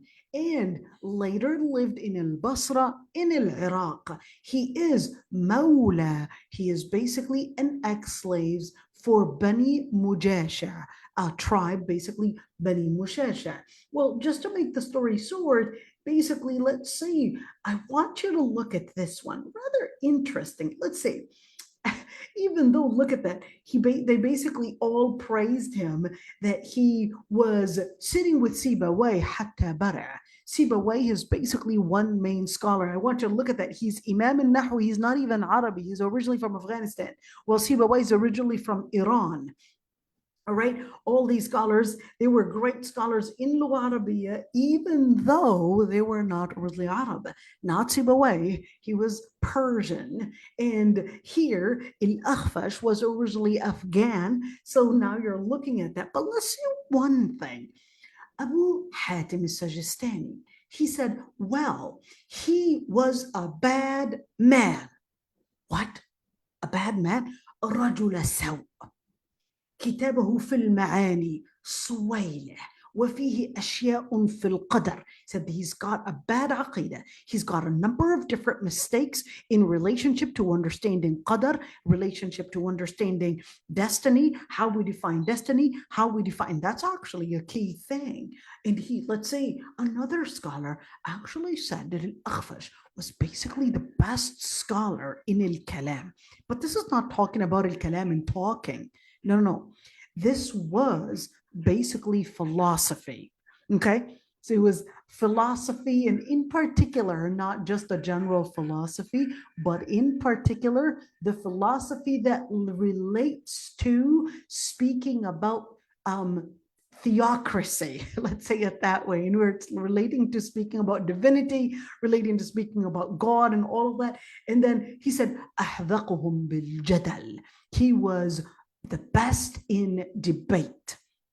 The best in debate. And this was usually something that was very common in basically scholars that learned philosophy. They basically engaged in lots of debate. They knew how to engage in such arguments, debates, and more specifically to discuss different things about Allah. How do we understand these names and descriptions? Are they for Allah? Are they metaphorically described? How do we actually understand all of that?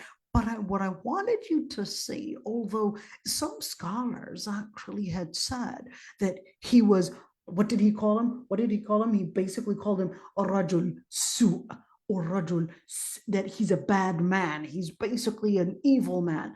When you look at that, it was like, but you've got all these scholars that basically described him and that he's basically got أوسع الناس علما. Look at this description. He's the most knowledgeable person, and he's got many books in Nahu, al-Arud. In Nahu is basically the science, the grammar in Arabic. Al-Arud is basically the poetry and the different harmony of poetry. There's a certain 16 different Arud, and Khalil ibn Ahmad goes in detail in that regards, in poetry, and of course the meanings of Al-Quran. I want you to see all of that. What do we get all of this?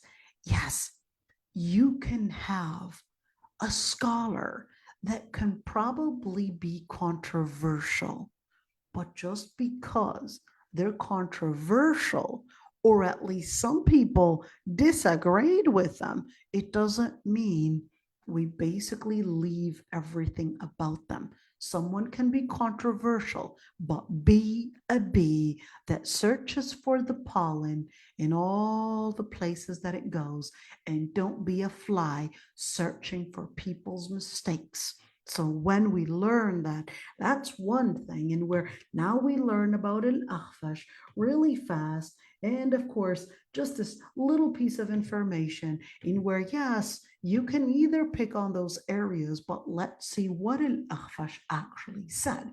Definitely a scholar of Nahu, scholar of Arabic grammar, scholar of Arabic to the core. And let's see, he said, well, this is actually مقطوع من أول الكلام. What he was saying is that he said, well, let me look at this sentence right there. He said, well, what you're seeing is that the sentence from here up until here is basically regarding and relevant to the same topic.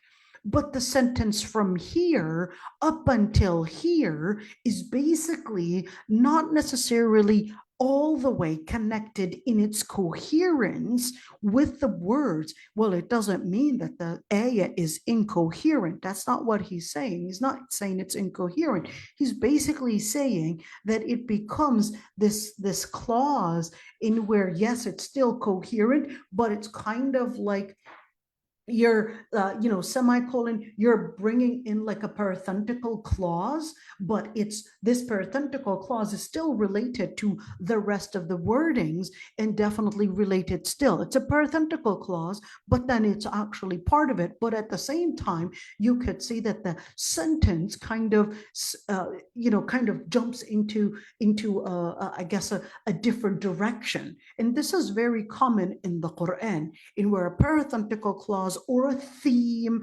might actually come in after an ayah, seizing the moment that it's telling you a number of different, let's call it directions, or let's call it instructions, or let's call it information, in where it seizes the moment to give you, well, here's the theme that I want you to learn. So the theme is ta'awanu ala al-birri wa taqwa. Let's see what al-Akhfash says.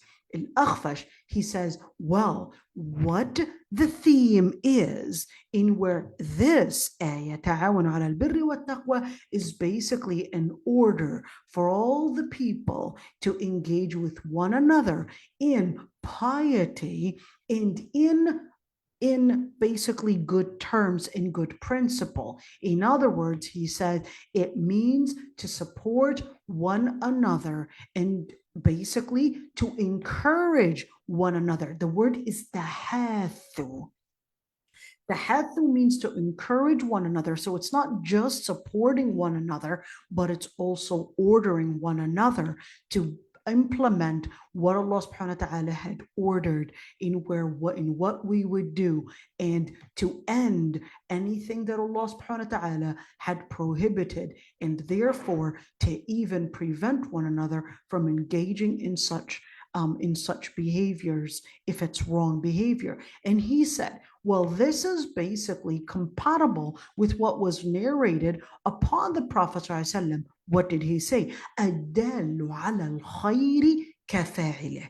If you were to basically support or even show off and guide anyone onto a good thing, then you would get the reward of whatever that good thing that the person, if they were to do it. In other words, if you were to invite others to join this halaqah and others join in, even when others join, and even if you had a reason not to join, you would basically get the reward for whatever talab ilm that they're trying to engage in. الدال على الخير كفاعله. Let's see number one. Why did he say ruwiya? And it was narrated, it was mentioned in this hadith, الدال على الخير كفاعله, which we just explained what it means. It is narrated by Ahmad, narrated by Muslim, narrated Abu Dawood, al-Tirmidhi, and who was the narrator? Abu Mas'ud al-Ansari. Abu Mas'ud al-Ansari is different than Abdullah ibn Mas'ud, because Abdullah ibn Mas'ud is from Mecca. This is Abu Mas'ud al-Ansari, it's a different Sahabi, in where he basically said, من دل على خير فله مثل أجر فاعله. مثل أجر فاعله.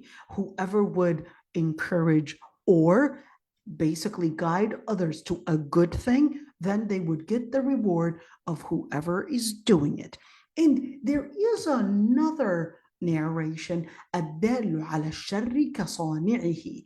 Whoever would guide others to any evil thing, well, they would get the reward, the bad deed, or at least the sin, for whoever is doing it. But here's one thing, although it sounds very eloquent and it sounds very, let's say, interesting to say, but not because it sounds interesting, we're going to accept it like that and just take it and accept it and say, yeah, this is what Islam says. But let's see. we would basically see that the scholars, not because they like the wordings and not because it sounds very eloquent, it doesn't mean I'm going to take it as, yeah, that's what Islam says and just accept it. So when we judge a hadith that is sahih or da'if, we don't judge it based on how we feel about it. We judge it based on two things, il-matan and the sanad, the chain of narration and the actual wording. Let's see the hadith. He said, well, that which is الدال على الشر كصانعه, the muhaqqiq, he said, well, in its chain of narration, there is a narrator. His name is Ziyad ibn Maymun.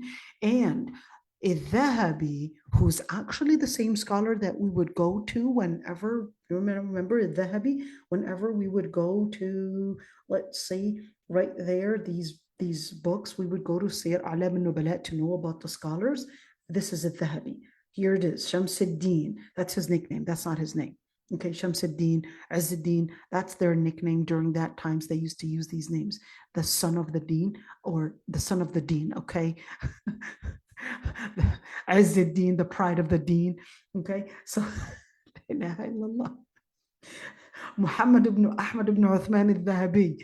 All right, so this is Shamsuddin, Nuruddin, Salahuddin. Those were nicknames that they used to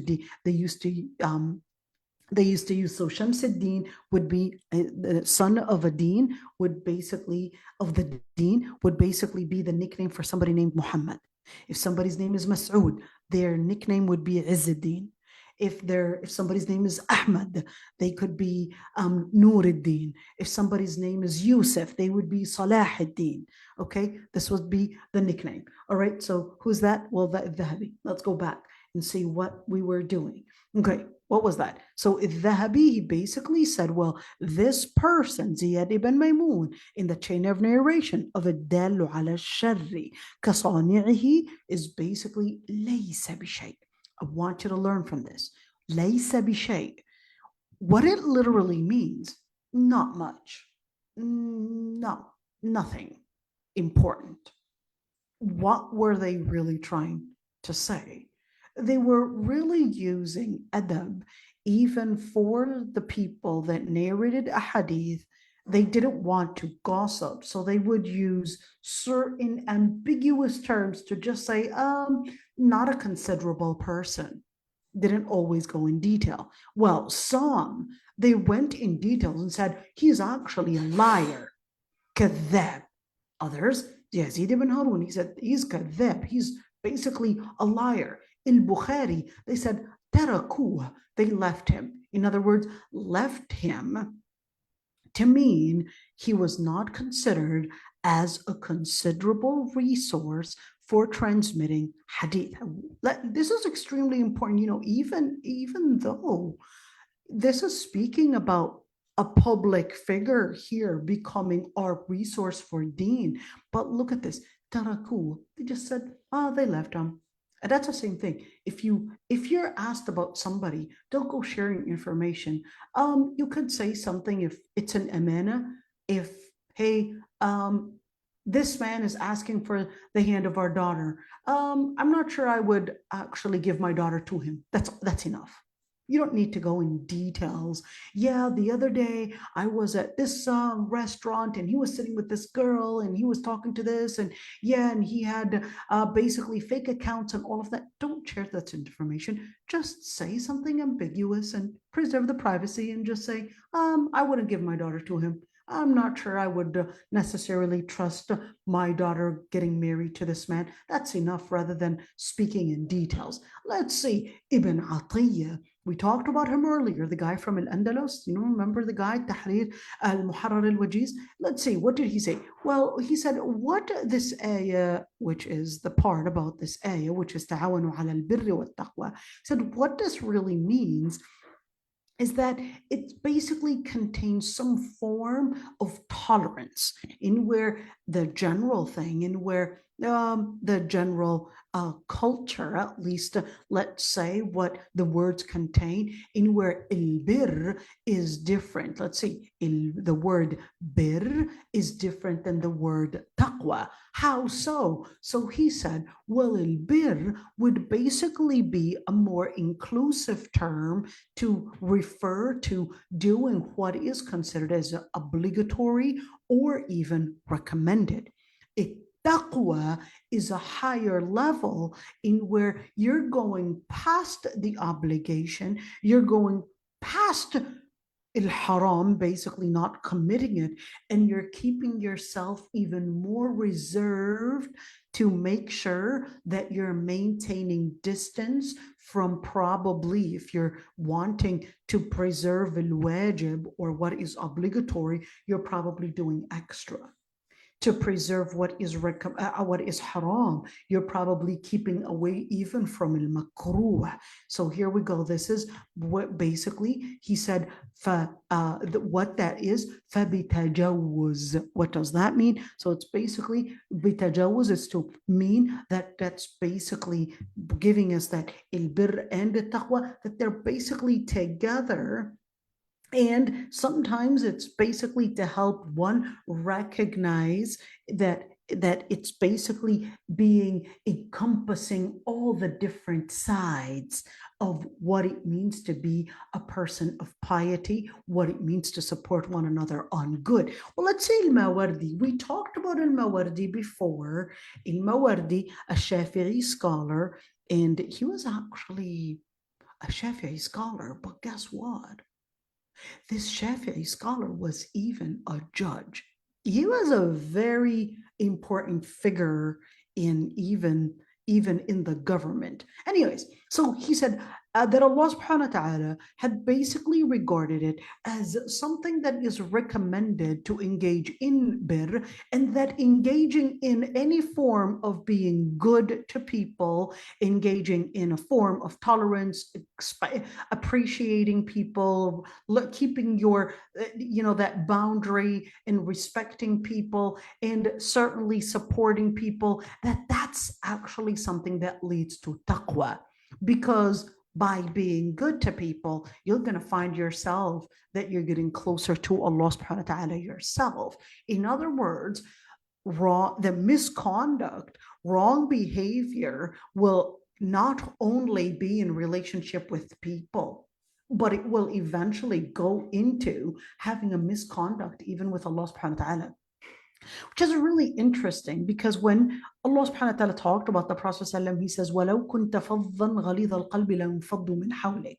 If you were somebody that is hard-hearted and someone that was harsh in the words and their words, then people would have basically expelled away from you. People would have left you. And this is really important. Having harsh words in thinking that, oh, it's basically here and straightforward, and you're attacking people left and right thinking that you're being transparent, that's not necessarily good mannerism. A good mannerism, you win the heart to win the argument. But you can't trespass people's boundaries and think that you have the right to do so, and that it's basically a religious conviction that you have. No, in order to let people find Islam, show bir, let people see the bir in you, let people see the good conduct in you, the good mannerism. They're going to see the taqwa. That's going to start rubbing into radiating taqwa in your heart. And once you start radiating taqwa, what you're really seeing right there, fit taqwa ridallah, bring about bir will lead you to taqwa, and taqwa will make Allah subhanahu wa ta'ala content over you. And certainly bir, you're basically here trying to be good with people and trying to have people even be content over you. And look at the word. He says, وَمَنْ جَمَعَ بَيْنَ رِضَى اللَّهِ تَعَالَى وَرِضَى النَّاسِ فَقَدْ تَمَّتْ سَعَادَتُهُ وَعَمَّتْ نِعْمَتُهُ. Ya salam. Beautiful. What does that mean? He says, and whoever would embrace both the content of the Lord Almighty and people's content over them, then that person had completely encompassed all the different things that lead to their happiness. And it would basically lead to the different provisions. In other words, ammat ni'matuhu, they would see all the different blessings coming at them. Why? Because people are happy with that person. So when they're happy with you, they're keeping their evil away from you. And of course, the more you attack people, the more more insecure you would get, because people are trying to retaliate. But the more you respect people's boundaries, people will respect yours. Because the worst thing that you would want is someone coming at you to retaliate from you. So in other words, if you were to live al-birr and al-taqwa, you would find yourself going the right direction with one, sa'ada, with happiness, and even the different blessings that are out there. And even Khuwaizim and Dad, we talked about him before. We said he's basically the Iraqi Maliki. All right, and he said, التعاون على البر والتقوى يكون بوجوه. He said, البر والتقوى, to support one another on bir and taqwa, is basically done in different ways. Number one, in where the scholar, his duty is to basically support people with his knowledge, to let them recognize the right and wrong. So basically he would teach them and support them to recognize these right and wrong, recognized through the knowledge, and to support one another. With the rich would basically support with their money, maybe support gemsoflight, maybe support an orphanage, maybe support those in better need. And the person that is courageous would basically use their courage for the sake of Allah subhanahu wa ta'ala. And of course, that the Muslims would basically support one another with their hand, which is a metaphor to mean their different powers, the different potentials, in where, of course, when you could see in where Allah subhanahu wa ta'ala had, or the Prophet had basically said, al-mu'minuna tatakafa'u dima'uhum, that the believers, their blood is one. We're not talking about their blood is one to mean their blood is, we're combining bloods here. No, this is to mean that they're equal in their honor. You're not better because you're Arab, and certainly you're not better because you're African, and certainly you're not better because you're white, because you all are supposed to be equal in the eyes of Allah subhanahu wa ta'ala. And therefore, even the one that is at the lowest end of, let's say, social status, financial status, they would basically still in where they would support one another, and therefore they would support one another against those that are attacking them. And therefore, that's what it means, ta'awanu ala al-birri wa taqwa, to be one ummah, one body.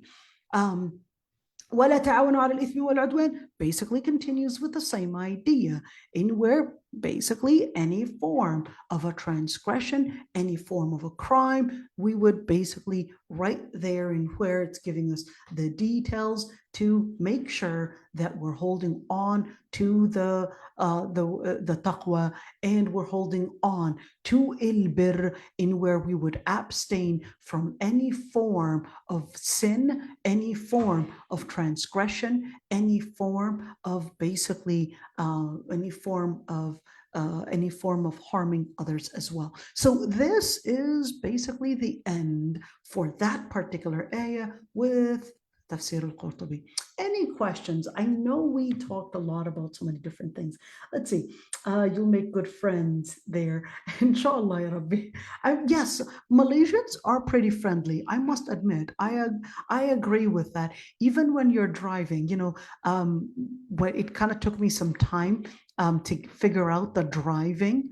But people were really patient. Yes, some of them, I guess the most that they would give me is probably a roll, not an eyeball roll, no, but they're rolling their heads. It's like, what on earth are you doing? And I don't blame them, because I was really confused.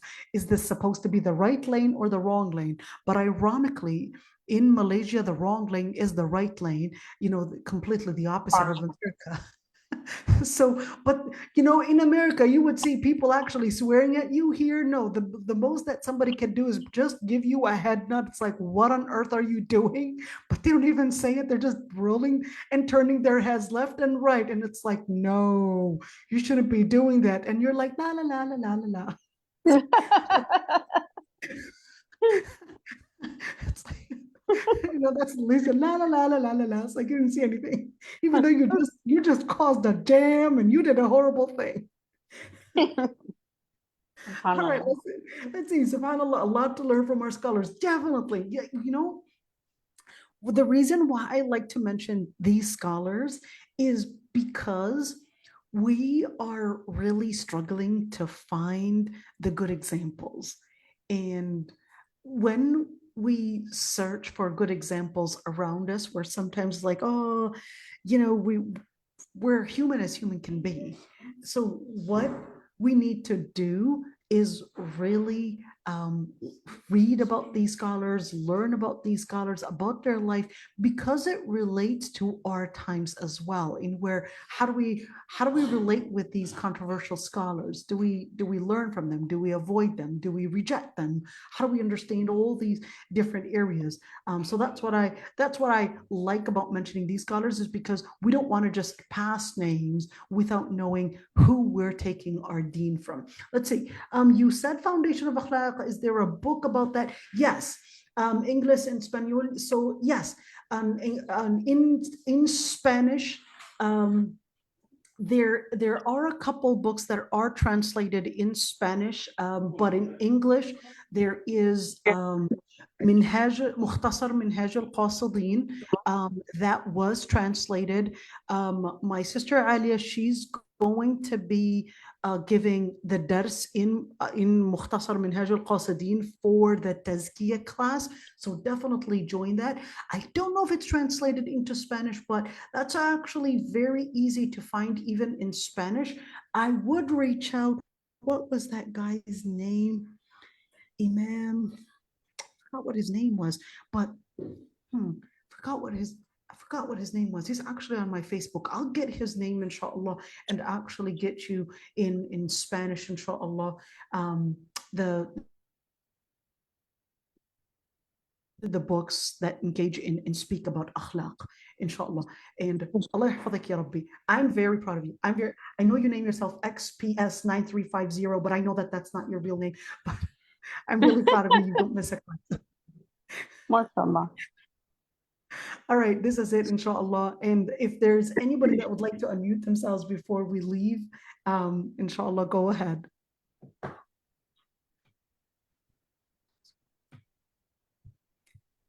All right, so this is it. Inshallah, we'll see you tomorrow. And we ended on which ayah? We ended on حرمت عليكم الميتة والدم ولحم الخنزير. This ayah. So basically ayah 3. 3, okay. Yep. I'm dead. All right. I'm dead.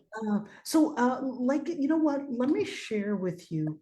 Let's see. مختصر منهاج القاصدين. مختصر منهاج القاصدين. And I will, this one right there. I'm going to give you the one in English. And guess what? مختصر منهاج القاصدين. You can even get that book. I'm going to show it to you. You wanted the one in English. Here we go. No, I wanted the one in English. Don't do that. Okay, here we go. Yeah, there we go. So this is right there. This is the book right there. I'm going to give you the PDF for it. It's really easy to get. I'm going to give you the PDF for it, and it's available. It's available right there on this link.